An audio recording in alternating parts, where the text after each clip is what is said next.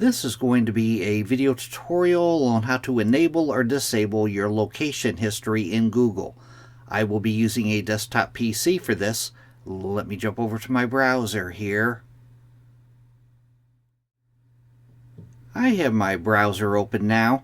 To enable or disable location history in Google, Google will save your location history if you have it turned on, but you can turn it on or off. The way to do that, first thing you want to do is go to google.com. As you see, I am on google.com. The next thing you want to do is make sure that you're logged in. As you can see my profile icon up here in the upper right hand corner. You want to click on that profile icon, and then you want to go down to where it says manage your Google account. Click on manage your Google account. It will take you to a page that looks somewhat like this. In the pane off to the left hand side, you want to go down to where it says data and privacy and click on data and privacy.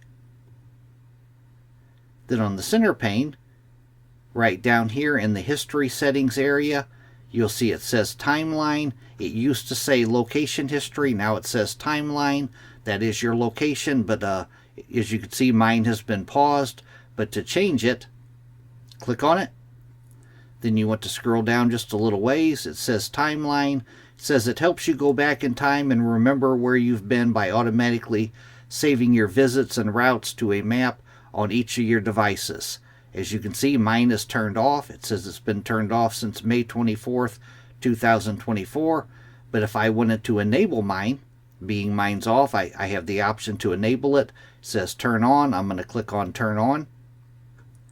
A little dialog pops up telling you a little bit about it, and you just go down to the bottom and click on turn on. Now it tells me the setting is on, and I'm going to click on got it.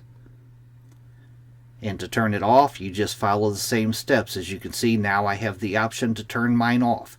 But that is how to enable or disable location history in Google. Thanks for watching.